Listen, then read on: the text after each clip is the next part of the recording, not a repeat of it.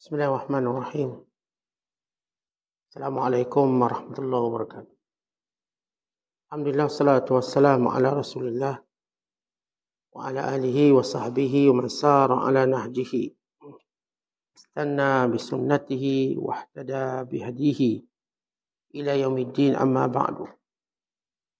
Qala al-musannifu rahimahullahu ta'ala wa nafa'ana Allahu bihi wa bi'ulumihi fid dharain, amin. Berkata Imam Al-Allamah Syekh Abdul Qasim Al-Qushayri, semoga Allah Ta'ala merahmatinya dan kita mendapat manfaat serta barakah ilmunya. Saya telah mendengar Ustaz Abu Ali Daqqaq mengatakan, engkau adalah hamba yang engkau sendiri berada dalam perhambaannya dan tawanannya. Bila engkau berada dalam tawanan dirimu, maka engkau adalah hamba dirimu. Bila engkau berada dalam tawanan duniamu, maka engkau adalah hamba duniamu. Nabi SAW bersabda, Ta'isa abdu dinar, ta'isa abdu dirham, ta'isa abdu dinar, ta'isa abdul khamisah. Alangkah celakanya hamba dirham, hamba dinar dan hamba pakaian. Abu Amri bin Najid mengatakan, jangan mencintai seseorang yang mengerjakan ubudiyah sehingga dia dapat menyaksikan perbuatannya, memperolehi kurnia dan keadaannya memperolehi tuntutan. Abdullah bin Manazir mengatakan, hamba adalah seorang yang tidak menuntut pelayanan untuk dirinya, khidmat untuk dirinya. Bila dia masih menuntut khidmat bagi dirinya, maka dia telah menjatuhkan batasan ubudiyah dan meninggalkan adab-adabnya. Sahal bin Abdullah At-Tustari mengatakan, tidak layak bagi hamba beribadat sehingga dia tidak dapat melihat pengaruh kemiskinan dalam ketiadaan dan pengaruh kekayaan dalam keberadaan. Menurut satu ungkapan, ubudiyah adalah menyaksikan Tuhan. Saya telah mendengar Ustaz Abu Ali Daqqaq mengatakan, saya telah mendengar Ibrahim bin Nasr Al-Abadhi mengatakan, nilai orang yang menyembah tergantung dari yang disembah sebagaimana kemuliaan orang yang makrifat. Kemuliaan orang yang makrifat tergantung dari yang dimakrifatinya. Menurut Abu Hafaz, ubudiyah adalah hiasan hamba. Barang siapa meninggalkannya, maka dia tidak akan mendapatkan hiasan. Menurut An-Nabaji, dasar ibadat memiliki 3 bentuk. Pertama, tidak menolak hukum-hukum Allah Ta'ala sedikit pun.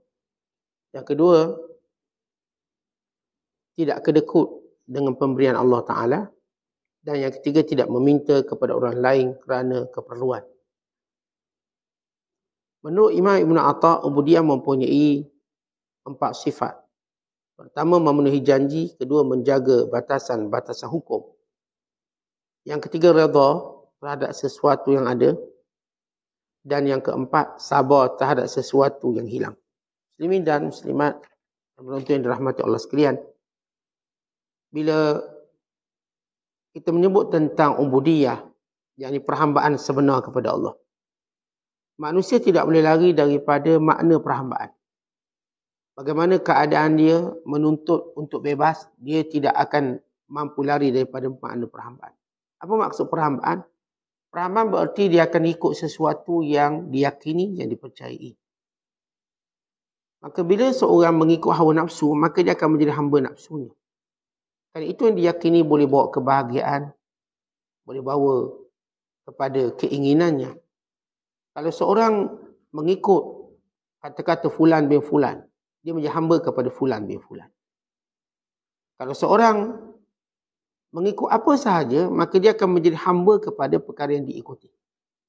Kerana itu kata Abu Ali Daqqaq, kamu semua adalah hamba mengikut siapa yang menawan kamu. Yani siapa yang kamu ikut dia. Kalau sekiranya kamu ikut diri kamu, ikut saya lah, maka kamu hamba pada dirimu.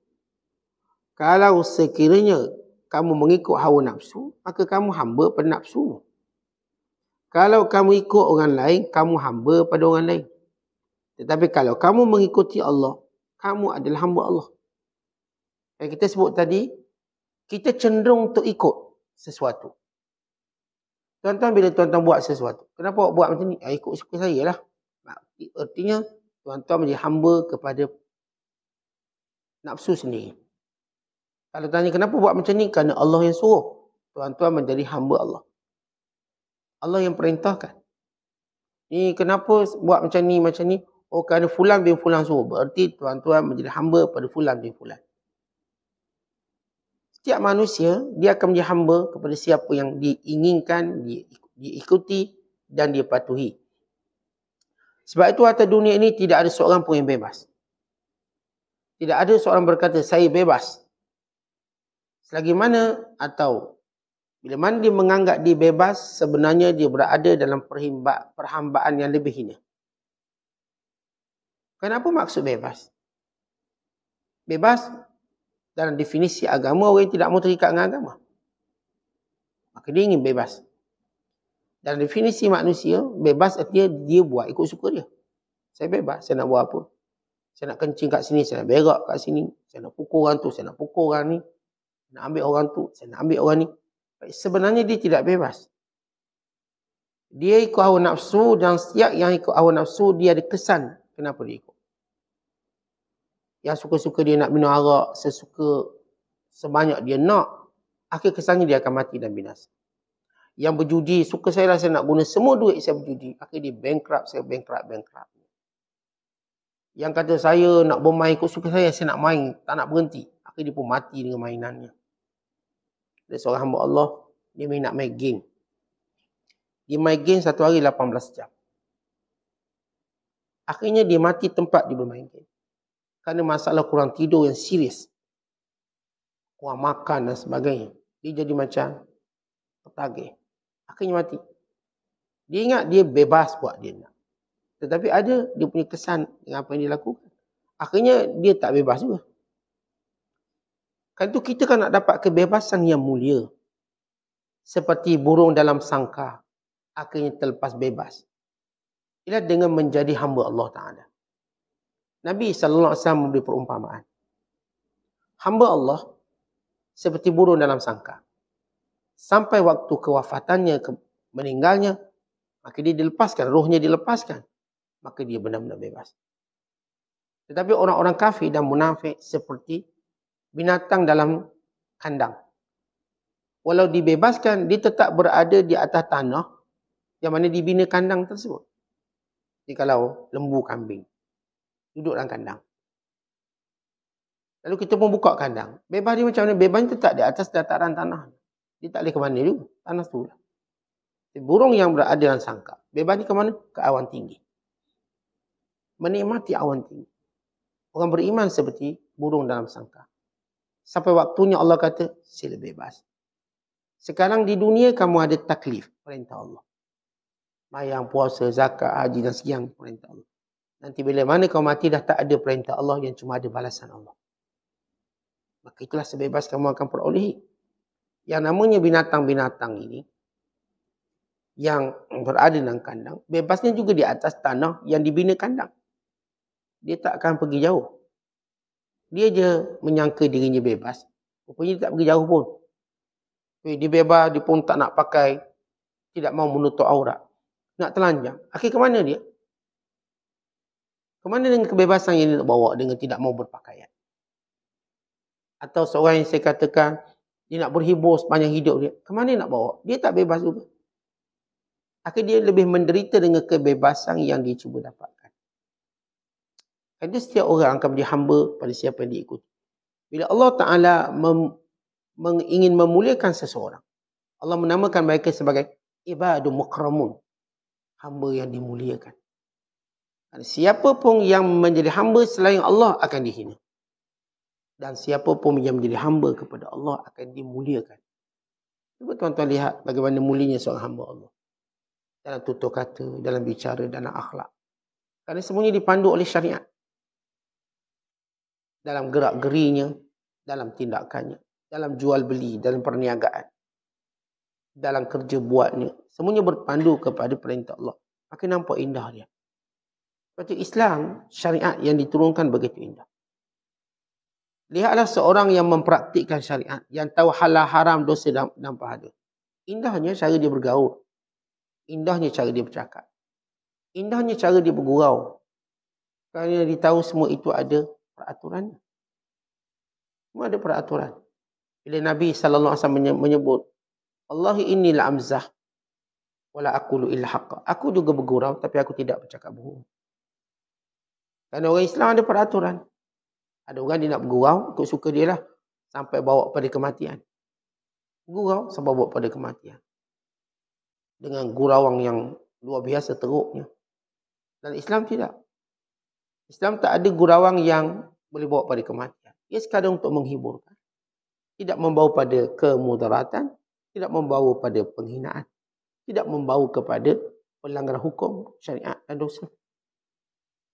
Itu gurauan dalam Islam menarik. Cara bergurau Nabi SAW pada sahabat. Tapi gurauan orang kafir, lama kelamaan dia membawa kepada kematian. Hari ini, cara mereka bergaul lagi dahsyat. Akhirnya menyebabkan kecederaan, menyebabkan malu yang melampau.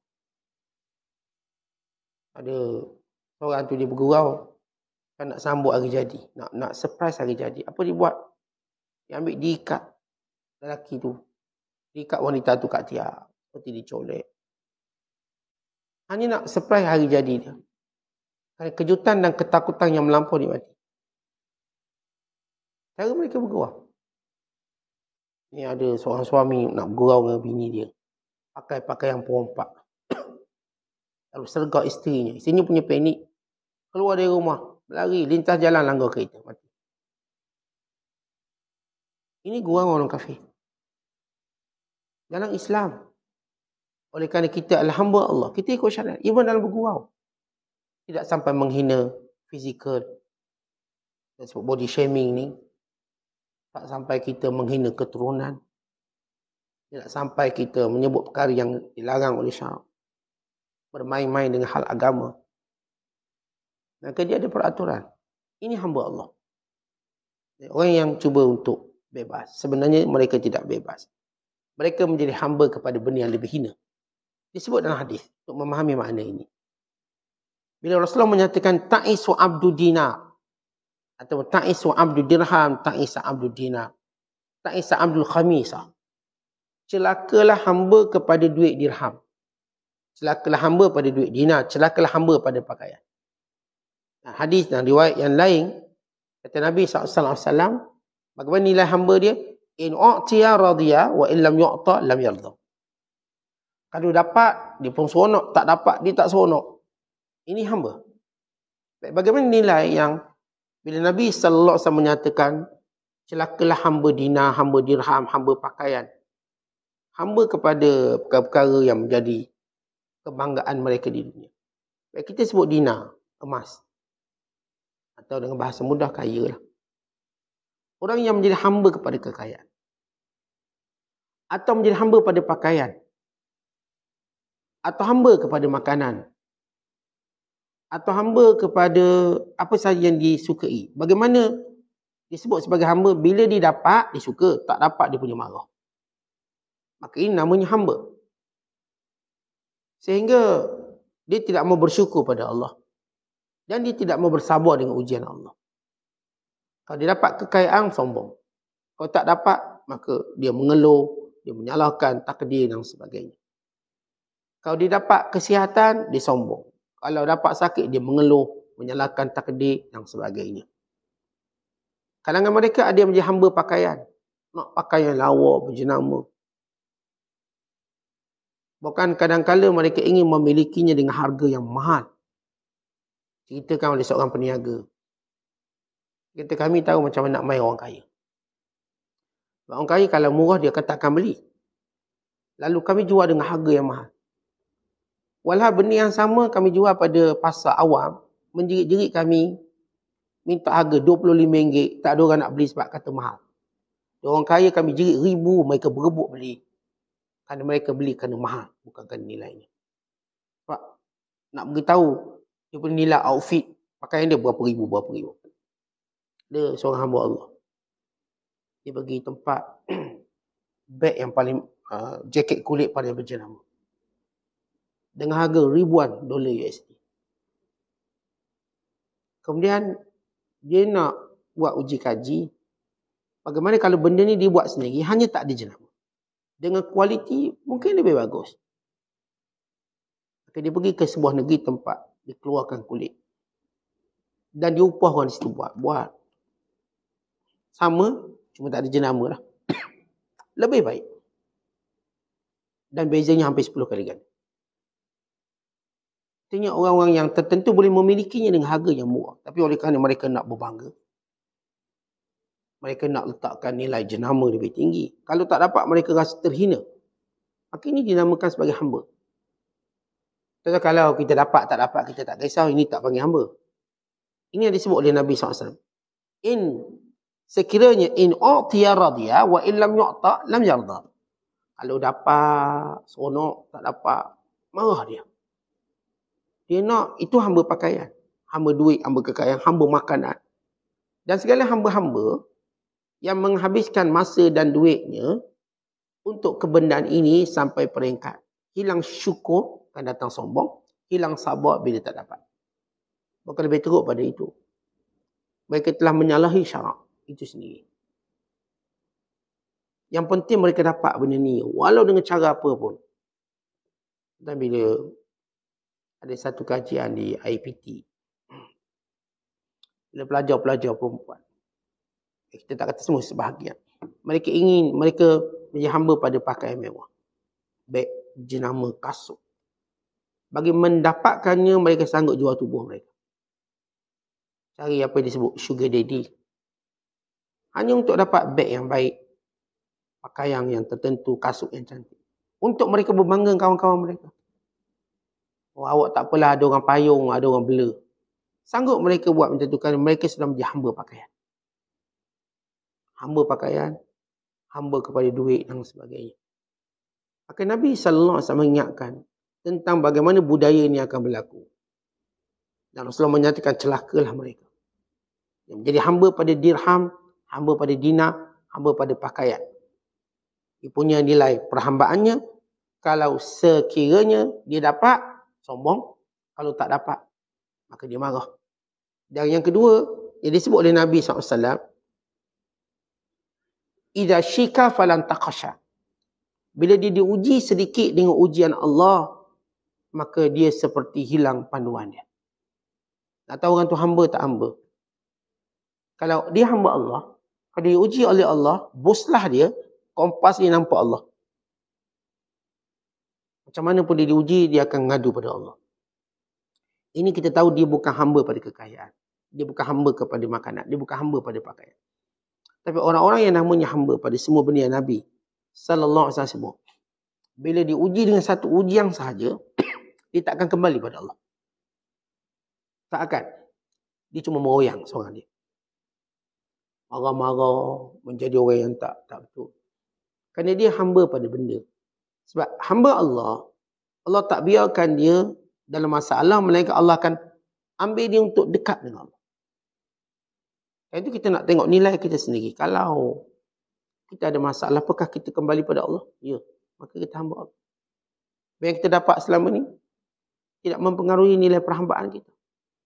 Kerana kita sedar kita nak mengadu kat siapa. Tapi kalau orang-orang yang mencari mata benda ini, lalu Allah Ta'ala uji mereka. Sebagaimana Allah sebut dalam Al-Quran. فَإِذَا هُمْ مُبْلِسُونَ حَتَّى إِذَا فَتَحْنَا عَلَيْهِمْ كُلَّ شَيْءٍ أَخَذْنَا مِنْهُ بَغْتَةً فَإِذَا kata Allah, sehingga kami berikan kepada mereka apa je mereka nak. Apa mereka nak. فَتَحْنَا عَلَيْهِمْ كُلَّ شَيْءٍ. Kami beri. Mereka nak apa? Jadi, dapat. ثُمَّ أَخَذْنَاهُمْ بَغْتَةً. Lalu kami ambil secara mengejut semua. فَإِذَا هُمْ مُبْلِسُونَ. Tiba-tiba mereka menjadi orang yang paling berputus asa. Terus tak nampak Tuhan. Kecewa. Itu beza orang yang disebut hamba. Allah beri belaka. Kemudian Allah akan uji dengan tarik. Akhadnahu baghtata. Kami tarik mengejut. فَإِذَا هُمْ مُبْلِسُونَ. Lalu jadilah mereka orang yang paling berputus asa. Tapi kalau kita tengok kalangan kita, yang Allah limpahkan dengan nikmat, kemudian Allah tarik mengejut.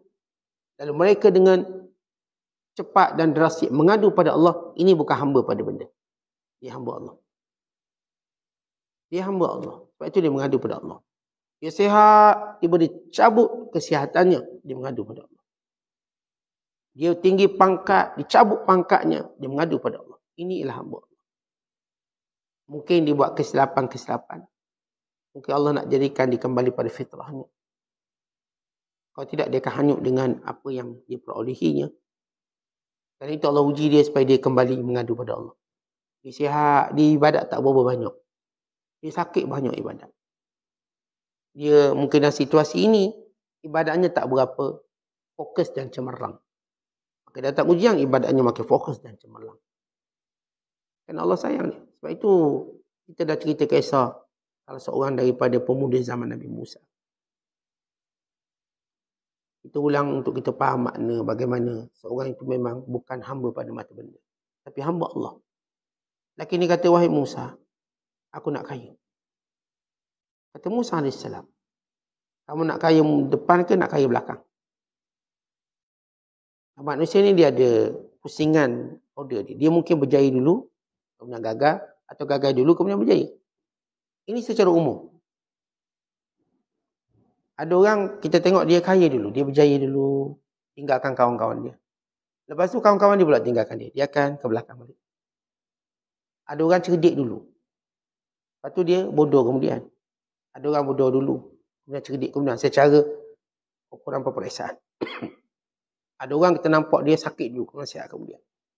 Ada orang yang dia sihat dulu, sihat kemudian sakit. Ada yang sakit kemudian sihat.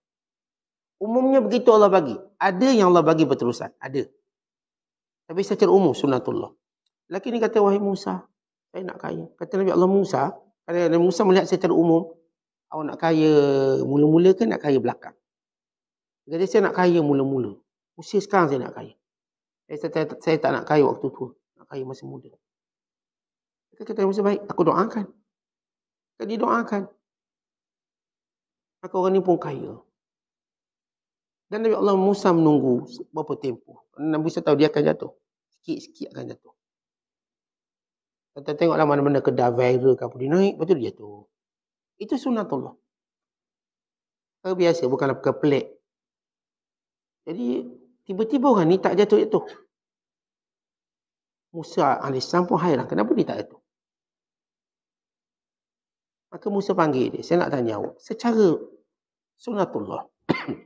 Orang mula-mula kaya, kemudian dia akan turun. Tapi kamu aku nampak tak turun. Dia kata, wahai Musa, dengan kekayaan ini, aku letak semua pada jalan Allah. Semua hak Allah. Semua pada benda yang Allah perintah. Aku sibuk dengan benda tu. Lalu kata Musa, kerana itu kamu dikekalkan kaya. Kadang-kadang bila orang tu ada kuasa, orang tu ada harta, orang tu ada ilmu, dia mengambil bahagian dia terlalu banyak. Sehingga dia lupa meletakkan bahagian yang syariat suruh. Kalau kita ada kuasa, adalah bahagian kita, dapatlah duduk rumah besar sikit, orang ada kuasa, kenderaan, driver, ada. Itu sedikit bahagian kita. Tapi kalau kita jadikan bahagian kita terlalu banyak, daripada bahagian yang patut kita buat, Allah akan ambil balik. Pemimpin akan jatuh. Tapi waktu dia naik, dia ambil sikit bahagian dia. Siapa pun jadi pemimpin, dia adalah bahagian dia. Tetapi dia banyak beri hak orang lain. Dengan kepimpinannya, Allah akan kekalkan dia. Kita kaya. Dia kaya, kita beratlah menikmati sebahagian daripada kekayaan kita. Berhak. Dan Nabi SAW juga menyebut, Inna Allaha ahabba idha an'ama ala abdihi an yara athara ni'mati alaihi. Allah suka, kalau Allah beri satu nikmat pada hambanya, Allah nak tengok mana dia nikmat tu pada batang tubuhnya. Ya, kita kaya, tuan-tuan, kita ambillah sebagai hak kita. Kita beli kereta, rumah, kita makan lebih baik. Tapi bahagian lain banyak tak kita bagi? Kalau banyak kita bagi, kita kekalkan kekayaan. Tapi tak, bahagian orang semua tak bagi. Rumah kita pun atas bukit. Bukan suka, bukan rumah. Akhirnya Allah akan ambil. Sebab apa? Kita tidak amanah. Orang ada ilmu pun sama. Tetapi bila kita ada ilmu, adalah bahagian keuntungan kita sikit. Dah orang ada ilmu, mungkin berjalan dia pun dikelilingi, diarak, makan pun beridang, VIP sikit lah. Okay, dia akan ambil sebahagian-bahagian dia. Tapi apakah dia mengambil seluruh dengan ilmu tadi, dia manipulasi untuk ambil semua bahagiannya, kemudian Allah akan, kalau dia buat, Allah jatuhkan dia. Dia tidak lagi nampak berilmu. Tapi kalau dengan ilmu yang Allah beri pada dia, dia benar-benar beri pada masyarakat. Dia tegur, dia nasihat, dia ingatkan. Dan seluruh masanya sibuk ke arah itu, maka Allah kekalkan ilmu dia. Sehingga di mati Allah masih angkat dia sebagai orang berilmu. Dan ini bagaimana nikmat Allah yang perlu kita kongsikan. Jadi kalau Allah beri kita kelebihan, apakah tuan-tuan mengambil bahagian yang kelebihan dia banyak untuk tuan-tuan? Atau sikit? Atau tuan-tuan ambillah sikit lalu beri pada orang banyak untuk menjadi rahsia kekal nikmat. Saya sihat. Alhamdulillah sihat. Baik, sihat tadi adalah keuntungan saya sikit. Boleh jalan sana, jalan sini. Sihat. Bila pergi jauh sikit Langkawi ke. Boleh pergi ke jauh-jauh sikit lah. Kerabu ke, Kerabi ke. Mana lah tempat. Jauh. Dan bila kita sihat tadi, lalu kita tak guna bahagian untuk menguatkan agama kita. Tapi untuk nafsu kita beri banyak, Allah tarik kesihatan kita. Tapi kalau kita sihat. Memang sewajarnya kita sihat, ambillah sebahagian hak kita pun sihat, boleh jalan sana, jalan sini. Tetapi kita tahu sihat ini sebagai amanah Allah beri. Untuk kita gunakan dalam perkara-perkara yang Allah perintah. Dengan sihat kita beribadat. Dengan sihat kita bersungguh-sungguh menuntut ilmu. Dengan sihat kita bantu orang yang itu dan ini, kita ziarah orang sakit. Maka Allah kekalkan sihat kita dan tempoh yang panjang. Jadi isunya ialah sihat nikmat Allah bagi. Kita boleh ambil bahagian kita. Tapi jangan terlalu banyak.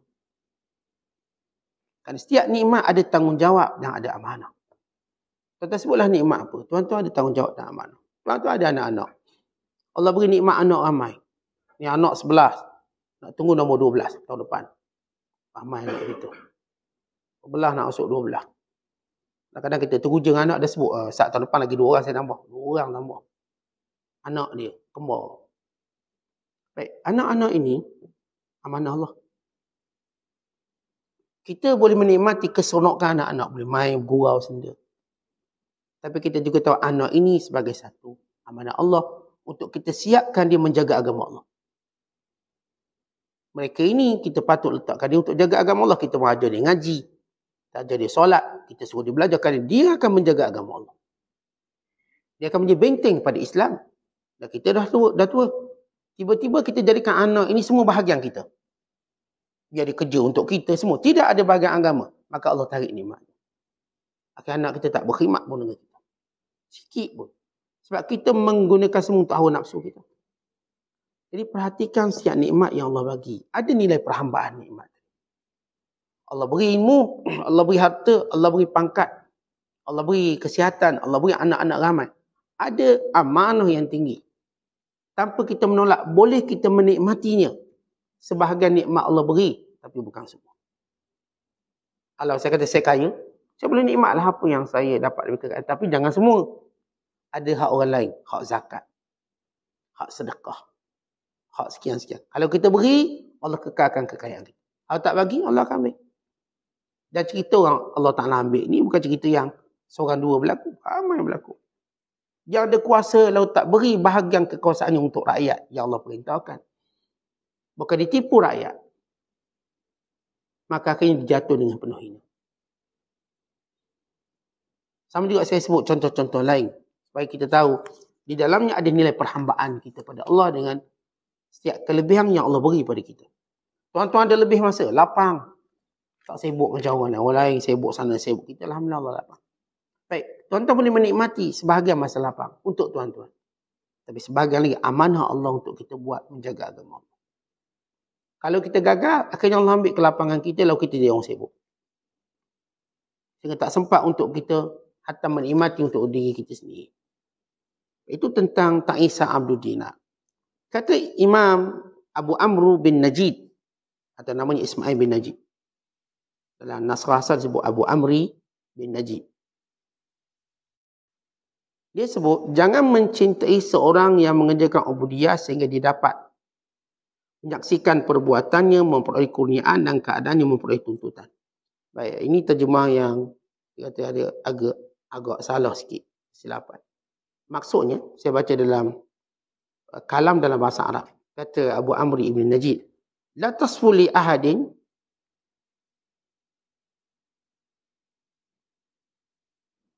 La tasfu li ahadin min qadamu fil ubudiyyati hatta yushahida a'malahu indahu riya'an wa ahwalahu da'awi. Maksudnya, tidak dianggap seorang berada pada nilai perhambaan sehingga dia melihat amalan-amalan di sini itu semuanya riak dan keadaannya semua dakwaan yang tidak dibuktikan. Apa maksud? Maksud tuan-tuan, dia melihat amalan ni tidak sempurna. Dia buat ibadat tu, dia tak kata, oh amalan aku Tuhan terima. Dia rasa mungkin amalan kau Allah tolak. Mungkin ada riak di dalam amalan ini. Untuk dibaiki. Dan dia juga melihat bahawa apa yang dilakukan, keadaan dirinya, ahwalu, ibadat dan sebagainya, hanya bentuk dakwaan yang kosong. Artinya dia tidak pernah, dengan bahasa mudah, dia tidak pernah melihat kesempurnaan dalam ibadat dan ketaatan kepada Allah. Kita kan buat sikit tapi nampak sempurna. Sebab tu kita tak kisah kadang-kadang buat. Sebab kita buat sikit je nampak sempurna. Dapat solat Jumaat sekali dah cukup untuk setahun. Simpan tahun depan pula buat. Kita dapat menuntut ilmu 2 kali cukup lah. Tahun depan pula menuntut ilmu. Kita nampak cepat sempurna. Tetapi orang-orang yang namanya ubudiyah, dia tak pernah rasa sempurna amalan dia. Bahkan dirasakan dalam ibadatnya ada yang merosakkannya seperti riak. Dan dia merasakan apa yang dia sangka baik itu cuma dakwaannya sahaja. Tapi di sisi Allah dia tak tahu. Macam mana amalan awak haji, macam mabrur, itu cuma dakwaan. Hakikat saya tak tahu. Ya awak ni, saya tengok haji awak ni macam ni mabrur baik. Itu cuma dakwaan. Di sisi Allah segala ilmu tersebut. Saya tak berani kata saya haji mabrur. Saya pun tak berani kata dia haji dia tak mabrur. Saya tak berani. Sebab ini cuma dakwaan. Keputusannya ada dengan Allah. Kita kan boleh mendakwa apa-apa pun. Kita bila masuk atau membuat sesuatu, kita pun dakwa saya akan begitu, begini. Tapi hakikatnya hanya Allah tahu. Kalau hari ni tuan-tuan diminta agak-agak, apa kedudukan kita di sisi Allah? Saya di sisi Allah mungkinlah hebat sebab saya tak pernah buat maksiat. Itu dakwaan. Kerana kita tak tahu hakikat. Apa kesalahan kita. Baik, ibadat awak apakah Allah akan terima? Saya tak boleh cakap. Timbang pada ibadat saya ada riak dan sombong, yang mungkin rosak. Saya tak tahu. Maka inilah dia orang-orang yang berada pada maqam ubudiyah. Dia tidak pernah nampak sempurna ibadat dia. Sebab tu orang ni, tuan-tuan, takkan berhenti ibadat. Tak akan. Orang-orang yang bila buat ibadat dan dia berhenti, dia tak ada nilai ubudiyah. Sebab dia rasakan apa dia buat sudah sempurna. Kita kadang-kadang dah ngaji Quran lama dulu, dah tak ulang dah. Rasa dah okey. Walau kalau kita mengadap balik Tok Guru, banyaknya salah Quran. Kerana kita tak berada pada maqam ubudiyah sebenar. Saya dah mengaji Quran dulu, dia keratam dah. Tak agak-agak kalau awak ada peluang untuk mengaji lagi dengan seorang Tok Guru. Awak nak tak nak? Oh tak nak. Apakah awak rasa bacaan awak dah okey? Cuba test sikit lah, cari seorang ustaz-ustaz. Baca seselai satu muka. Kata ni macam kena belajar daripada awal balik ni. Kenapa? Sebutan kita salah dan sebagainya. Tentang kita, dalam ibadat ini, kita kena refresh balik. Bukan sebahagiannya kita berusaha untuk mulakan daripada awal balik. Tak ada cacat celah dan tak ada ruginya.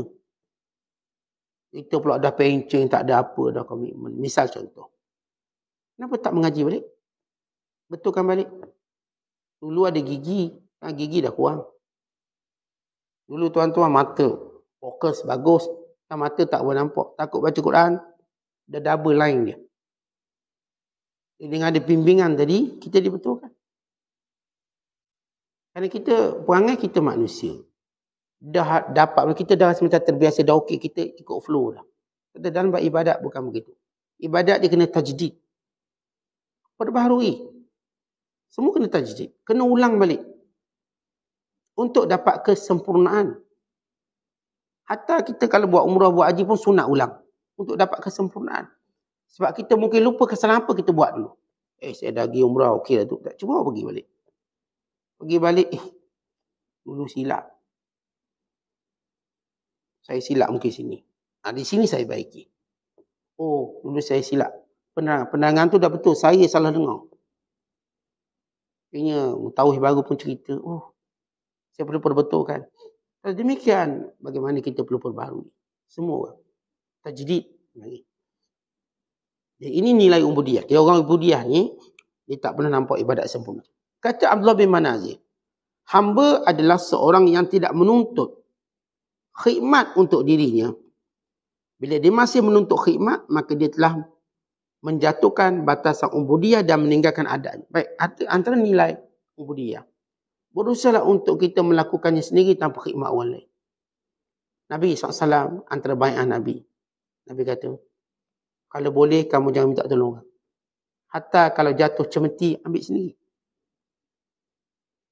Tetapi bila kita nak jadi orang yang tawadhu, rendah diri dan hamba. Ada pekerjaan, ya kadang-kadang orang nak khidmat dengan kita lah. Atas sebab kita tetamu, atas sebab kita seorang guru, atas sebab kita orang tua. Ya, dia ada kelebihan dia dalam berkhidmat pada kita. Tetapi kalau benda-benda kita bimbang, bila kita dah terbiasa dia khidmat, ada benda kita tak, kita dah ego dah untuk buat sendiri. Dah ego kita tak nak. Kalau tak nak buat, saya tak akan buat sebab saya tak biasa buat benda ni. Contoh kalau kita sebagai suami, kita dah biasa isteri kita hidang makanan, dah biasalah. Tak hidang makanan, tak makan, lapar ke buluh situ. Mana makanan aku? Marah. Kalau bini dia lewat balik, perang besar. Sebab tak hidang makanan. Walau dia boleh, dia cedok sendiri, letak atas meja makan. Maka dia ada nilai ubudiyah itu. Nilai. Tapi kalau dia dah terbiasa begitu, dia layan. Tiba sekali tak dilayan, marahnya lain. Lain macam. Sebab itu bila kita nak membina ubudiyah, ada benda-benda yang kita boleh dikhidmati, dilayani. Tapi kita memilih untuk buat sendiri. Itu yang Nabi SAW buat sendiri. Nabi jahit baju sendiri, jahit capar sendiri. Bukan Rasulullah tolong kerja rumah isterinya. Walaupun itu bukan kerja Rasulullah SAW. Tapi untuk mendapat maqam ubudiyah. Kalau kita dapati seorang suami, dia tak ada cacat celanya untuk cedok makanan sendiri. Kalau isteri nak cedok, alhamdulillah, isteri nak khidmat. Isteri dia suka. Kalau isteri dia lambat, dia pun lapar. Dia pun jadi orang tak kisah. Cedok sendiri, ambil kuah makan. Ya. Isteri dia tu dia dah kenyang. Atau lebih baik dia pula tolong hidang ke isteri dia. Abang dah hidang. Dah masak sekali ni. Maka orang yang membiasakan benda ni, dia ada jiwa tawadhu. Dia ada ubudiyah. Dia suruh isteri dia buat air misalnya. Isteri dia abang, kejap lagi rasa macam pening kepala, sakit perut. Kita pergi buat air, buat 2 gelas sekali dengan dia sekarang. Ni air untuk awak. Ni air untuk saya. Kenapa? Kita dah biasa dengan maqam ubudiyah. Kan orang berada pada maqam ubudiyah, dia tak ada masalah tidak dikhidmati. Bukan dia boleh bertukar swing untuk khidmat walau dia layak untuk dikhidmati. Itu yang berlaku kepada Nabi SAW, pada para sahabat ridwanullahi alaihim ajma'in. Ini Abdullah bin Umar. Abdullah bin Umar seorang sahabat yang alim, yang mulia, yang kaya. Dia kalau orang nak musafir dengan dia bagi satu syarat. Dia bagi beberapa syarat. Syaratnya ialah dia tidak dilayan, tapi dia yang akan melayan. Awak nak musafir dengan saya, syaratnya saya akan melayan awak semua. Siapa pun awak, saya tak kisah. Syarat kedua ialah awak jangan keluar duit. Saya je keluar duit. Kalau nak musafir dengan saya. Kalau tidak, awak musafir dengan orang lain. Duit pun saya keluar, layang pun saya. Maka siapa pun yang bermusafir dengan Abdullah bin Umar, sahabat yang mulia, melainkan dia akan dilayan oleh Abdullah bin Umar. Kenapa nak buang sifat sombong? Dia boleh layan. Kalau orang kita tengok, yang biasa kita layani, and then dia boleh melayani kita pula, berarti dia tidak ada sifat sombong dalam diri dia. Tapi kalau dia dilayani, dia tak akan layan orang. Ni kalau tak, memang tak adalah dia. Tak mungkin buat. Sebab itu kita suka ambil contoh dalam rumah tangga. Kalau tuan-tuan tengok dalam rumah tangga, tuan-tuan boleh kembali layan isteri. Jadi tuan-tuan ada jiwa tawadhu. Tak boleh, saya memang kahwin suruh layan saya. Keturunan saya tak boleh macam tu. Keturunan saya memang dia layan. Tidak dayuh saya. Yalah, kita cedok nasi, letak dalam pinggang, bagi ke bini. Orang ambil gambar pula, nampak pun kontrol. Dia upload pula. Ni laki ke atau dayus. Ini orang yang tak faham tentang makna tawadhu. Kalau dia faham, ini disebut oleh Abdullah bin Manazir, dia tidak ingin pun dia khidmat. Cuma oleh kerana kita sebut, setengah orang khidmat sebab nak dapat kelebihan pahala. Sebagai seorang isteri, dia nak dapat khidmat kelebihan tadi. Sebagai seorang anak murid, dia nak dapat pahala khidmat pada tok guru dia. Sebagai orang muda, kita nak dapat pahala kerana khidmat pada orang tua. Kelebihan tadi, kita pun terpaksa biarkan untuk dia dapat kelebihan. Namun kalau dia tak, kita boleh buat. Kita jatuh satu barang, orang berebut nak ambil. Sebab pada kedudukan kita, mulia pada pandangan dia. Tapi kalau dia tak ambil, kita tak ada masalah turun untuk ambil sendiri. Ini orang-orang yang ada ubudiyah. Dia tidak menuntut untuk dilayani. Tapi kalau orang layan itu secara sukarela. Bukan dia yang arahkan dan tuntut. Bukan dia marah bila dia tidak dilayani. Kata sahabat Abdullah, tidak layak seorang itu dianggap berada dalam ubudiyah sehingga dia nampak miskin tiada pengaruh kemiskinan, kaya tiada pengaruh kekayaan. Apa maksudnya? Kata bila orang selalu beri alasan, saya ustaz bukan tak nak derma tapi saya miskin. Maka orang ni dia telah melihat miskin tu ada pengaruh. Maka dia belum sampai hak ubudiyah. Kerana orang-orang yang berada dalam ubudiyah, tidak ada satu pun boleh mempengaruhi dia. Kalau dia miskin, dia tetap ibadat. Kalau dia kaya, dia tetap ibadat. Kalau dia sakit, dia tetap ibadat. Kalau dia berada di luar, dia tetap ibadat. Sebab dia adalah orang berada dalam makna ibadat sebenar. Ada orang kita, saya kaya baru saya buat. Ada ni pula ustaz, kalau saya ada masa baru saya buat. Orang-orang yang menunggu celahan-celahan, peluang-peluang tertentu. Ini bukan makam ibadat. Ini bukan makam ubudiyah. Ada orang berada pada makam ubudiyah, dia mengetahui waktu untuk buat ibadat tanpa ada yang menghalang. Dalam musafir dia buat ibadat. Dalam musafir dia tak ada masalah. Dia, kalau kita sebut dulu tuan-tuan contoh ulat buku lah. Orang jenis kaki baca. Dia bukan jenis duduk pustaka je baca buku. Duduk rumah baca buku. Kadang-kadang dia travelling, dia musafir bawa buku. Kerana dia memang orang yang sentiasa baca buku. Orang macam kita pula mungkin baca buku sebab periksa, habis periksa buku ke mana. Kita ke mana, buku ke mana. Sebab kita cuma dibentuk dengan suatu keadaan. Periksa. Tapi orang betul-betul minat baca buku. Dia tak akan dibentuk dengan keadaan. Kat mana pun dia baca. Sama juga makam ubudiyah. Orang makam ubudiyah dia tak akan melihat pengaruh miskin menyebabkan ibadatnya kurang. Atau pengaruh kaya ibadatnya kurang. Atau pengaruh pangkat ibadatnya kurang. Ini Umar bin Abdul Aziz. Dia jadi khalifah. Kata khalifah ni sibuk lah. Sibuk. Setiap malam dia qiyam mulai 100 rakaat. Setiap malam. Walau dia khalifah. Sibuk. Dengan isterinya, dengan anak-anaknya. Ni anaknya ramai. Dia kata 15, ada kata berapa belas. Tak pernah disibukkan kerana anak untuk kurang ibadat dia. Tak ada. Ini kerajaan yang luas. Sehingga waktu Umar bin Abdul Aziz memerintah hampir lebih daripada 2/3 dunia bawah kerajaan. Tidak pernah mengurangkan nilai ibadat daripada Allah. Tak pernah. Ini orang yang makam ubudiyah. Kuasanya tidak mempengaruhi dia dalam ibadat. Kita baru semalam ketua kampung. Hari ni tak ke masjid tau. Kita baru semalam baru jadi AJK. Baru jadi AJK baru. Bukan bok. Dia punya sibuk lain macam. Kuliah 2 bulan pun dia. Baru jadi AJK. Kita tak boleh nak absorb. Tak boleh nak serap pengaruh dalam diri.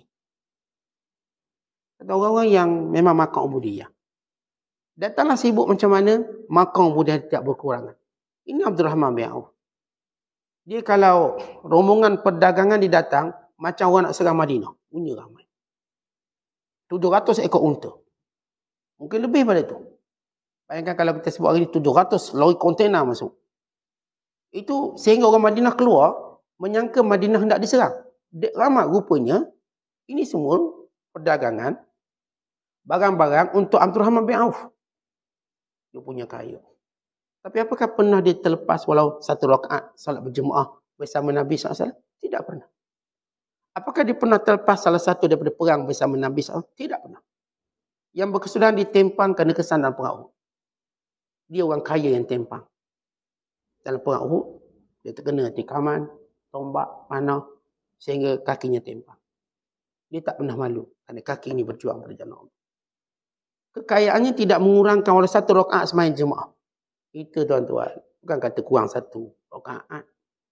Saat tahun ni tak sempatlah berjemaah. Saat sibuk no. Tahun depan lah berjemaah. Macam mana makan ubudiyah kita? Baru sikit. Baru naik, kalau cikgu baru naik penolong kanan. Dah sibuk dah dia, tak ada dah. Oh, penolong kanan. Belum pengetua.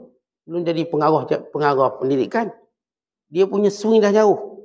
Kerana kita tak berada pada maqam ubudiyah, kita tak tahu ibadat ni masa untuk siapa? Ini untuk Allah. Masa kita bersama Allah. Betul, kalau kita bagi analogi mudah je. Sultan panggil kita. Tuan-tuan darah anggap semua masa lain sia-sia, mereka masa dengan Sultan. Sibuk macam mana? Ni tuanku telefon, datang sini. Tuanku nak cakap, kita nak cakap tuanku saya sibuk, tuanku panggil yang lain boleh? Kalau tuan-tuan berani cakap, dia cakap. Tak ada orang akan cakap macam tu. Melainkan mereka melihat semua kesibukan lain tak ada nilai di hadapan kesibukan orang paling tertinggi panggil dia. Betul ya? Panggil kita ibadat ni Allah, hayya 'alas solah, Allah panggil. Apakah kita rasa ada kesibukan lain lebih hebat pada itu? Melainkan kerana kecatatan maqam ubudiyah kita. Orang ni yang disebut oleh ulama, dia terkesan. Dengan miskin terkesan, dengan sakit terkesan, dengan kaya terkesan. Ini semua jadi alasan dia. Sedangkan orang yang benar-benar ubudiyah, tak ada satu pun alasan. Bini dia beranak pun bukan alasan. Kalau dia kahwin pun bukan alasan. Kalau dia perlu buat banyak hal-hal kemaslahatan dirinya, bukan itu alasan juga. Bukan dia malu untuk beri alasan tadi. Sebab dia akan cari jalan. Dia sebut orang beriman cari jalan. Orang munafik cari alasan. Dalam agama, jangan ikut orang munafik. Sentiasa cari alasan. Untuk sedapkan hati mereka. Mereka menyangka Rasulullah tak tahu. Setiap kali mereka tidak hadir pada keadaan yang Rasulullah SAW suruh. Bagi datang jumpa Rasulullah beri 1000 alasan. Alasan ni, semua alasan. Tapi orang beriman, mereka malu untuk beralasan. Tapi mereka cari jalan. Dan kita dalam taat pada Allah, carilah jalan. Betul. Kadang-kadang tak boleh, memang terpaksa. Tapi dalam kepala fikir, mana pula kita nak celak? Kerana kita akan cari jalan. Kita malu untuk beri alasan tu berulang kali. Kalau dia pekerja baik, tiap hari dia nak cakap dengan bos dia, bos jalan jam. Tuan-tuan sebagai bos, tuan-tuan rasa apa pekerja dia ni? Memang betul kita mau tahu jalan jam, bukan kita tak tahu. Tapi dia ada tak cari satu usaha untuk menanganinya? Kalau setiap hari dia datang lambat, dia cakap dengan tuan-tuan jalan jam. Jalan jam. Memang tuan-tuan tahu ni, kita duduk bandar besar, memang jalan jam. Tapi kita juga tahu ada solusi kalau dia keluar lebih awal sikit. Saya tak jam. Kalau dia keluar awal sikit. Dan dia tak pernah usaha kat arah tu. Itu beri alasan. Saya ingat dulu zaman saya cikgu. Ada kawan saya duduk jauh. Dia akan sampai sekolah pukul 8. Kita ni 7.25 dah start kelas. 7 dah ada. Kadang-kadang saya solat subuh di sekolah. Subuh sekolah dah ada kat sekolah. Alhamdulillah tak adalah rekod lambat tak pernah. Sahabat saya datang lambat. Saya pun tanya, Syekh, entah lambat kenapa? Pak Ana duduk sekian, jarak umur lebih kurang dekat 60 km macam itulah, 40 km. Ulang. Dia tak nak beli sewa rumah dekat. Sebab dia kedah ada rumah tu. Okay lah. Jimat duit. Lama dia tak pernah ditegur. Akhir dalam mesyuarat dia ditegur. Tegur. Untuk ni baguslah ditegur dengan. Dia taklah sakitkan hati orang. Dia tegur secara integriti, tanggungjawab, persoalan, amanah. Dia cakap tentang nilai-nilai agama. Bila dia dengar, dia datang ke insafan. Dia pun tahu salah, bukan tahu. Dia orang ada agama. Akhirnya dia boleh sampai awal. Kerana dia akan bertolak 4 pagi. Tak kira, saya nak duduk bila 4 pagi dah bertolak. Dulu dia bertolak lepas sampai subuh pukul 6.30. Memanglah sampai pukul 8, jam setengah. Dia boleh ubah. Akhirnya kita tengok. Kalau orang tu memang orang yang punya integriti, dia tak mungkin redha dengan alasan yang sama. Walaupun nampak macam kuat, bagi dia tak. Dia akan cari jalan. Jadi saya kata, saya ada alasan kuat. Untuk kata, oh saya tak nak buat ni. Tapi kalau saya benar-benar dalam maqam ubudiyah, saya tetap cari jalan. Jalan sampai saya dapat buat satu hari nanti. Saya tak lagi haji, duit tak ada. Daftar kota pun 100 tahun. Tapi saya tak akan berdiam diri. Kerana saya tahu kewajiban saya. Ini sebagai contoh haji lah. Kalau ni duit tak banyak. Nak pergi tabung haji murah sikit, 12,000. Daftar. Tapi dah lambat daftar. Tengok tahun 2000, 2023, 2123. Tapi daftarlah. Kalau kau ada hujah ni. Tapi oleh kerana iman kita betul, kita akan cari jalan. Kita tak tahu merayu. Kita tak tahu. Itu jalannya. Saya akan merayu. Kau ada kenal-kenal orang. Kalau boleh replace. Kalau boleh sekian. Kalau ikut tu tak boleh, lalu saya kumpul duit. Mudah-mudahan Allah berkati rezeki saya. Saya niat meniaga untuk melaksanakan ibadah haji. Bagi contoh. Saya akan terus cari jalan sehingga Allah rezekikan saya satu hari nanti. Kata orang beriman tak akan selesa dengan alasan. Haji tak pergi haji, atau pakcik tak pergi haji. Ambat lagi Ustaz, 100 tahun. Tapi pakcik buat apa? Tunggu je lah. Kita katakan makam ubudiyah dia masih cacat. Sebab kita tuan-tuan dalam panggilan Allah, kita tak mungkin tunggu. Kita tak sabar untuk menerima panggilan Allah. Ikut mana kita ciloklah ke mana. Boleh, ikut mana kita boleh pergi, saya akan pergi. Kalau pergi sekadar untuk angkat beg pun saya pergi. Angkat beg. Kenapa saya tahu ini kewajiban saya. Begitulah contoh ubudiyah. Jadi orang yang ubudiyah, orang bukan yang tenang dengan alasan. Alasan bukanlah jawapan. Bagi orang munafik, alasan itu jawapan. Bagi orang beriman, alasan bukan jawapan. Alasan cuma satu tempoh bertenang seketika untuk dicari jalan lain. Dia tempoh bertenang sekejap. Tapi kita pun fikir, kok mana kita boleh buat? Oh tak apalah. Tak boleh pergi kuliah. Cara offline, online kita buat. Maka tak pernah ada satu alasan yang menang atas kita. Jangan biarkan alasan menang mengatasi kita. Karena orang beriman alasannya di bawah bukan di atas. Kita yang kontrol alasan, bukan alasan kontrol kita. Kata Abu Ali Daqqaq bahawa Nas Al-Abadhi mengatakan nilai seseorang yang menyembah, yang beribadat tergantung dari yang disembah sebagaimana kemuliaan. Baik. Kita kalau sebut ubudiyah, sejauh mana kita melihat tuntutan itu mulia.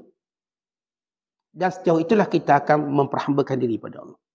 Dan kalau pada sisi kita besarnya perintah Allah, saya tinggilah komitmen kita dalam ubudiyah. Tapi kalau kita sendiri melihat perintah Allah itu kecil, kan itu kita tak ada komitmen pada ubudiyah.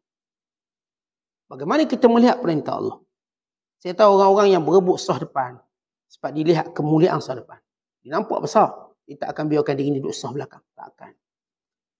Dia sanggup datang awal pun tak apa. Kerana dia memuliakan benda itu, kerana ilmu yang dia ada, dan itu dia akan buat. Tapi orang tak tahu. Dia datang awal apa hidup belakang. Dia tak akan membesarkan benda itu. Dia tak akan berebut. Dia datang awal. Tapi hidup belakang sekali. Maka ini yang disebut makna ubudiyah. Sejauh mana kita melihat benda tu nilainya, maka dengan itu kita akan memuliakan. Sebagaimana makrifat juga. Sejauh mana kita kenal dia, sejauh itulah kita akan menghargainya. Contoh kita, kalau tahu ular tu berbisa, makrifat kita kenal ilmu. Maka walau duduk dalam sarang pun kita bimbang. Walaupun jauh daripada kita. Kerana kita tahu dia bisa. Tapi orang tak tahu. Kadang-kadang dia rasa selamat pegang ular, walau dia mungkin dia patut mati. Sebab apa? Dia tak ada makrifatnya. Kita bila ada makrifat, kita tahu bahaya. Bahaya buat dosa. Akan ketagih. Sebab tu kita takut. Orang yang tak ada makrifat, tak apalah buat dosa Ustaz. Nanti tua-tua kita taubatlah. Sebab dia tak tahu bagaimana kesan dosa pada hidup. Dia ingat senang-senang dia boleh taubat macam tu. Kita yang tahu ni takut buat maksiat. Takut tergelincir, tak boleh patah balik. Kerana makrifat. Atau begitu makna ubudiyah. Kata Abu Hafs, ubudiyah ialah hiasan seorang hamba. Bila dia meninggalkan, maka tidak ada seri lagi pada hidupnya. Atau bila seorang manusia meninggalkan perhambaan pada Allah, tak akan ada seri hidup dia. Sentiasa sempit, sentiasa nampak jijik kehidupan. Akhirnya dia akan merasa bosan dengan kehidupan dia. Walau dikelilingi oleh kemewahan, dia bosan. Dia pun tak tahu matlamat apa hidup. Kita tengok orang-orang yang tidak memperhambakan diri pada Allah. Last sekali tak nampak apa pun yang dia dapat ni. Dengan rumah banglo, rumah agamnya, dengan harta melimpah ruah. Dia tengok tak ada nilai. Kan dia dah tak boleh menikmatinya sekarang. Akhirnya, dia lihat buruknya kehidupan dia. Berkesudahan macam tu. Tapi orang beriman, dia ada dua je matlamat hidup dia. Sama ada dia mati dengan baik, syahadah fisabilillah. Atau Allah beri dia kemenangan di dunia ini. Dengan cara merasa mulia. Allah muliakan dia. Ini orang-orang beriman. Sebab itu ubudiyah menjadi kaum beriman tidak pernah bosan dengan hidup. Bagaimana mereka mampu mengisi dengan cara baik. Tapi orang yang ikut hawa nafsu, sampai umur dia akan bosan dengan hidup. Dah bosan dah dengan semua benda-benda ni. Akhirnya tak tahu kenapa dia hidup lagi. Dia bunuh diri. Kata Imam Nabaji, bahawa dasar ibadat itu dia ada 3. Bila seorang tu benar-benar punya ubudiyah, dia ada 3 sifat. Pertama, semua hukum Allah dia tak tolak. Kalau ini perintah Allah, dia buat. 1. Yang kedua, dia tak pernah kedekut apa yang ada di sisi dia. Atau disebut dalam bahasa la tudakhir anhu syai'a. Apa yang ada lebihan pada dirinya, dia tidak teragak-agak untuk berkongsi dengan orang. Kata orang macam gini tuan-tuan, dia mudah berkongsi nikmat. Kereta dia boleh orang naik, dia tak kisah. Sebab dia boleh berkongsi nikmat. Orang nak duduk sekali ke, orang nak mandu, silakan. Saya tak ada masalah. Makanan dia boleh berkongsi. Wang ringgit dia boleh berkongsi. Kerana dia ada nilai ubudiyah sebab dia tidak melihat untuk menyimpang lebihan, melainkan untuk berkongsi. Dan yang ketiga, ialah mereka tidak meminta sesuatu walaupun mereka perlu. Mereka bukan jenis orang cepat meminta. Bukan sikit minta macam peminta sedekah, tidak. Mereka mencari jalan yang lebih mulia daripada meminta. Maka ini sifat ubudiyah. Dan kata ulama lagi, kata Imam Ibn Atta, ubudiyah dia ada 4 sifat. Yang pertama, al-wafa bil uhud, memenuhi janji. Tuan-tuan, bila kita sebut memenuhi janji, apa maksud penuhi janji? Kita dengan Allah ni berjanji. Janji kita sebagai hamba dan Allah tu Tuhan kita. Bila Allah berfirman waktu kita di alam roh, alastu bi rabbikum qalu bala. Bukankah aku Tuhan kamu? Ya Allah, kamu Tuhan kami. Dan kita hamba Allah dan Allah ciptakan kita. Perjanjian kita, inna salati wa nusuki wa mahyaya wa mamati lillah rabbil alamin. Sembahyang, ibadat, hidup mati untuk Allah. Atas janji ini kita pegang. Saya ini hamba Allah. Dia panggil al-wafa bil uhud. Pegang sungguh-sungguh janji tersebut. Yang kedua, al-hifzu lil hudud. Jaga larangan Allah. Kita ada perintah. Kita ada benda yang Allah larang. Yang Allah larang ini Allah jadikan sempadan kita. Dan beza kita dengan orang kafir. Allah berfirman, tilka hududullah fala taqrabuha. Ini adalah sempadan yang Allah tetapkan, jangan kamu menghampirinya. Ayat yang lain, fala ta'taduha, jangan kamu melampauinya. Kata Allah dah letak sekatan zina, jangan zina. Jangan mencuri. Jangan berjudi. Jangan minum arak. Jangan. Dengan larangan-larangan yang termaklum. Maka jadikan ia sebagai satu sempadan kita. Jangan langkah. Kalau kita langkah, border yang Allah buat, maka kita habis. Itu larangan. Yang ketiga, nilai perhambaan. Ar-ridha bil mawjud. Apa yang kita ada, kita redha. Apa kita ada? Pekerjaan ni sekarang, rezeki ni sekarang, isteri ni sekarang, anak, redha. Apalah bini saya tak lawa, bini orang lain lawa. Ini salah. Redha, kenapalah anak saya tak cerdik, anak orang lain cerdik. Kita redha, anak kita dia ada guna kaedah lain. Anak kita cerdik cara lain. Dia anak-anak ni tuan-tuan, supaya kita faham, semua anak-anak ni cerdik. Tapi cerdik dia pada cara bukan kita kehendaki. Tak semua dengan cara kita kehendaki. Orang macam kita cuma nak dengan satu form. Apa dia anak kita cerdik periksa. Asal periksa anak kita nombor kemudian kita kata bodoh anak aku. Ikut siapa? Ikut mak dia tu. Ikut ayah dia tu. Tuan-tuan, anak kita tak bodoh. Tuan-tuan jangan belajar daripada penjajah yang nilai budak tu dengan periksa. Lalu kita sendiri melihat masa depan anak kita gelap. Hanya nilaiannya periksa. Ini salah. Periksa bukan penentu masa depan anak kita. Bukan. Itu pada bidang tertentu. Anak kita cerdik bidang lain. Dia mungkin tak perlu periksa ni tapi dia bijak bab lain. Dia tetap bijak. Jangan kita terpengaruh dengan sistem. So, sistem pendidikan kita ada cacat. Jadi kalau sebut periksa ni, dia ada cacat je. Jadi kita tak nafikan dia baik. Setengah-setengah negara tak buat periksa. Seperti Norway, seperti Sweden. Banyak negara Eropah dia tak buat peperiksaan. Dia cuma kelas belajar. Dia tak nak biar orang nampak budak tu bodoh atau mak nampak ayat budak anak ni bodoh.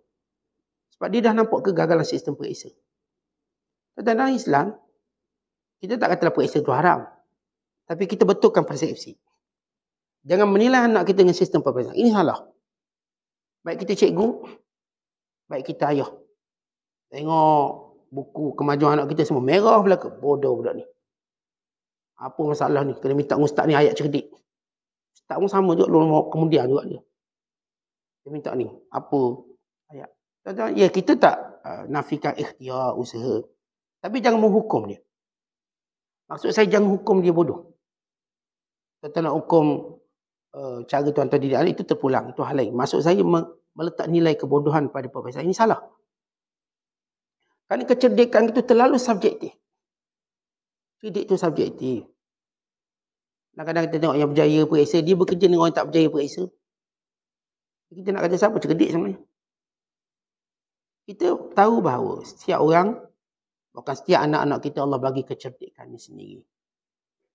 Kita mak ayah, kerja kita ialah bukan menghukum dia, tapi menilai mana kecerdikan dia ada. Kita tolong cari. Wah, anak saya ni cerdik bab ni, Ustaz. Okey, di situ awak kembangkan.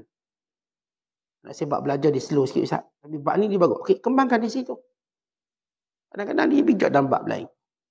Dia bab meniaga pandai. Tapi belajar-belajar malas. Kembangkan dalam perniagaan dia. Dia kadang-kadang bab servis-servis dia pandai. Kembangkan dalam servis. Kadang-kadang bab masak dia pandai. Bukan masak ada sahabat saya. Dia belajar memang tahun 1, 3-4 kali dia repeat. Kita kata, oh, berat dia. Tapi dia bijak masak. Dia siapa pun nak resipi apa semua dia pandai. Saya pergi rumah dia, tiap-tiap hari masak kerja dia. Suka masak. Dan dia suka layan beri orang makan. Sehingga kita puji dia, walaupun secara akademik dia tak secemerlang orang lain. Tapi dia orang cerdik-cerdik semua makan makanan dia. Dia yang masak. Sebut je makan apa nak, dia akan masak. Orang belajar ni orang perempuan pun belajar dengan dia. Bijak. Dia bijak. Dia tahu nak campur banyak mana. Dia tahu nak suruh cerdik. Nak suruh apa ni, nak suruh sedap. Dia tahu apa benda kurang dalam makanan. Dia makan, awak ni kurang benda ni. Dia punya cerdik ni. Kepakaran. Jadi setiap orang saya kata ada cerdik. Jadi hukum anak-anak kita dengan nilai peperiksaan salah. Tapi benda subjektif. Oleh sebab itu kita biar kita melihat dengan cara yang betul dalam menilai anak-anak kita. Baik, kembali kepada apa kita sebut tentang makna ubudiyah. Yang ketiga, redha dengan yang ada tadi. Yang keempat, sabar dengan apa yang hilang. As-sabru dalam bahasa Arab anil mafqud. Tentu ada benda yang kita ada akhirnya hilang. Maka apa patut kita buat? Kita sabarlah. Yang hilang tu. Masa ada itu Ustaz, mana tak bersabar. Ada kebaikannya hilang benda tu agak-agak. Mungkin dia dah tak sesuai. Mungkin nak ajar kita supaya jangan cuai. Ya banyak. Jadi apa yang hilang, kita memilih sabar. Wa imah hilang tu dengan maksud mati. Wa imah hilang tu dengan maksud rosak. Wa imah hilang tu dengan maksud terlupa mana tempat dia. Mana saya letak. Mafqud. Dia tuan-tuan kita kalau belajar faraid, dia ada satu bab. Dipanggil mirasul mafqud. Harta pusaka bagi orang yang hilang. Kalau ada seorang hamba Allah, anak dia hilang. Tiba-tiba dia pun mati. Anak dia termasuk waris. Apakah dia dapat pusaka? Dapat. Ini dipanggil miras mafqud. Macam mana bahagian dia ditahan. Ditahan. Tak boleh orang ambil dia ditahan. Dibahagi seperti diwujud. Bisa dah hilang 10 tahun dah. Even 10 tahun. Jadi bahagian dia dipanggil mafqud. Bila boleh diisyaratkan mati? Sana ada 4 pandangan ulama bila diisyaratkan mati. Yang pertama mereka kata mengikut umur sebaya kawan-kawan mereka yang mati. Kalau kawan-kawan mereka kebanyakan dah tak ada, boleh dikira mereka mati. Lama. Lepas tu yang hilang MH370 tidak boleh diisyaratkan mati. Itu panggil mafqud. Habis isteri dia macam mana Ustaz? Apakah boleh kahwin? Bila ada seorang hamba Allah, dia datang jumpa, tanya. Sebab salah seorang mangsa tu keluarga dia yang hilang. Kata Ustaz, ni macam mana status isteri dia ni Ustaz? Kami tak tahu ni. Apakah diceraikan, tercerai, boleh kahwin? Kita kata tak boleh. Dia mafkud, dia kena tunggu satu tempoh. Satu tempoh untuk dihukum bahawa benar-benar dia ni boleh berkahwin lain. Dia ada kaedah dia. Artinya, nak beritahu tuan-tuan dalam tempoh tu sabar. Baik yang jadi isteri, baik yang kita sebut atau pesaka, maka ini mafkud. Ayah kita hilang lama Ustaz. Harta ayah banyak, boleh tak bagi pesaka? Ayah awak hilang lama 5 tahun. Ayah awak tak mati, dia mafkud. Habis macam mana Ustaz? Tak boleh bagi pesaka? Tak boleh. Sabar. Ini duit tak ada lah Ustaz ni. Sabar. Kita nampak ayah macam tak ada, baik kita isyak mati. Kata mahkamah takkan isyakkan mati. Maknanya ada benda-benda yang jadi bukti bahawa berlaku kematian. Seperti kalau kapal terbang tadi jumpa serpihan-serpihan, itu bukti. Kalau tak ada, tak boleh. Jadi hilang macam tu. Maka ini mafkud. Dia ada hukum khusus. Oleh sebab itu kita sabar. Ini nilai ibadat. Wallahu bissawab. Assalamualaikum.